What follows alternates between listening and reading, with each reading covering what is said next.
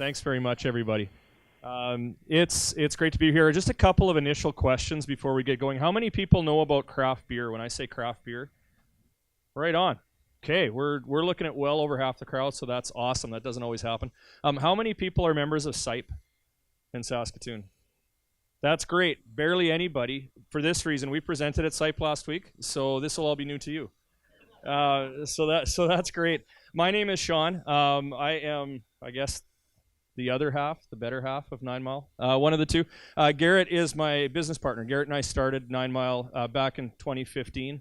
We're going to talk a little bit about kind of our road to starting a small business, and then kind of our road shortly after that. We started in an unconventional way in our industry, and so we'll chat a little bit about that. Then we'll touch on a few things that we take particular delight in running a small business in Saskatoon, and then open it up for questions. But don't wait for the question period if you have something on your mind. These presentations are meant to be more of a conversation than just a speech of sorts, and engagement always makes it a little bit more fun. So I see a lot of people are already engaged in terms of having some beer, and that's awesome. That makes a presentation a lot more fun too. So I'll turn it over to Garrett. Garrett is he'll chat a little bit about 9 Mile Legacy, kind of how we got here and the story behind developing our business. Awesome. Yeah, this is great. This is a big crowd. I had no idea that this went on, so thank you for inviting us out. It's always good to tell a story. And like Shawn said, we like to keep this informal, so if you guys want to ask any questions, it makes things way more exciting for us.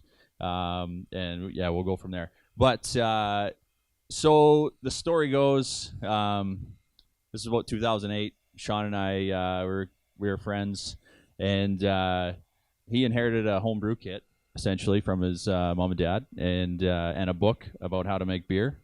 And so we went and got a kit, just run of the mill malt extract. Went to his house, boiled it up, made some beer. It was a really long night. We didn't know what we were doing. It took us from like 4 in the afternoon till 4 in the morning. We played video games and whatever. No, it should have been way easier than that. But we ended up making this magical golden liquid that was a sparkling beverage. Tasted great as far as homebrew goes, and we were essentially hooked with beer. And from that day, we kept talking about, okay, are we going to open a bar? Are we going to open up a brewery? What's the brewery going to be called? We had a whole bunch of crazy weird names, which we won't tell you guys about because we are where we are now, and 9 Miles is way better. So at the time, this went on for, I don't know, probably 10 years or so. We kept talking about it every batch we brewed in our backyards, in our garages, in my kitchen. We almost destroyed my wife's stove, but then we got booted to the garage. And we always kept talking about it and what our brewery is going to be called. And my wife said, you guys, maybe you should either do this or shut up. I'm sick of hearing about it. It's pretty close. Yeah. And then roughly about 2012, so Shawn at the time was a practicing lawyer, doing great things. Maybe didn't really like what he was doing. I was working for an engineering firm, Golder Associates, semi-happy, making good money. Everything was awesome, but we weren't super satisfied. So we took my wife's advice and decided to embark on starting a brewery, essentially. I'll pass it over to Shawn here.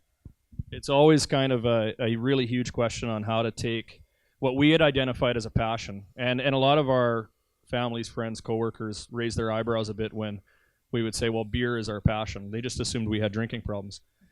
And maybe at the time they were right. But it was really being infected by such an awesome culture of creating. And we were in jobs that were, I mean, let me tell you, there's a lot easier ways to make money than running a brewery. We were in jobs that were lucrative. They were fulfilling. We had pretty established career paths, but there was a little spark that was missing. And so, as Garrett mentioned, in late 2013, we took the plunge and decided to walk away from careers where, we were on the cusp of being pretty set up for the rest of our lives. to chase something. And so we ended up traveling a bit. I went down to New Zealand for a while and out to BC, and Garrett joined me in BC. Essentially volunteering, working for free, working in other breweries, honing the craft, because the passion just isn't enough. If any of you are contemplating starting a business or chasing an idea, you really need to get good at what you're doing. And so we took it upon ourselves to spend the better part of a year using our savings and working and volunteering in places that were hitting it out of the park. I was working at a great brewery called Garrett Project in Wellington, which I think they're one of the top craft brewers in the world. Very fortunate. Garrett was learning under a brewmaster, a Belgian brewmaster in BC, in Powell River. So it was quite an experience. We kind of called it our homemade MBA. We then came back and we had an opportunity to start our little business in Ideas Inc. I said at the start that we started out pretty atypical. We started out super, super small. So our brewery was 100-liter capacity. That's essentially doing 2 50-liter kegs at a time. It takes the same amount of time to brew 100 liters as it does 100,000 liters. So we weren't the smartest. You know, we definitely didn't have the most money. We came back from traveling and we were pretty well spent. But this was a way that we could start our business and control the vision and use it as a stepping point to the size of brewery we are now. We're still pretty small. We're still about half the size of a typical craft brewery. We do 500 liters at a time, but it was a pretty big expansion into the next spot. One thing we learned as we were kind of honing the craft, so to speak, is to never be satisfied when you're creating something like this. We were working on our logo. You go through this really romantic phase in starting a business where you are trying to figure out what to call yourselves and what that logo should look like, how you should represent yourselves as a company.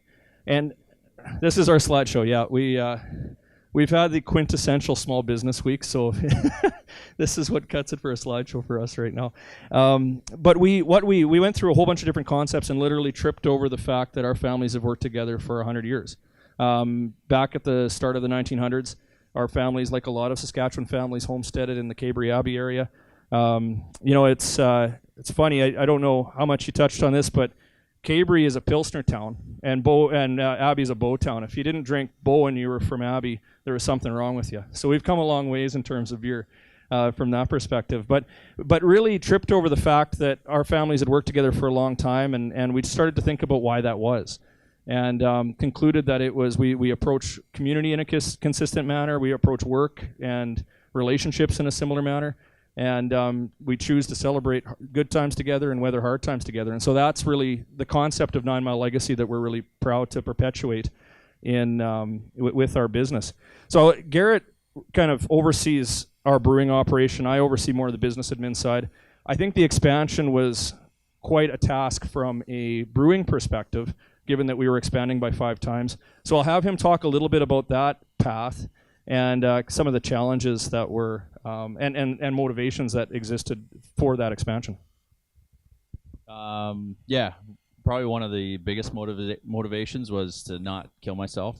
So like Shawn said, yeah, I will. Like Shawn said, we were really small. So at the Nano, things were going good. They were going really good. We actually expanded a few times there. Added more fermenters, more capacity. So we're up to doing 8 brew cycles a week.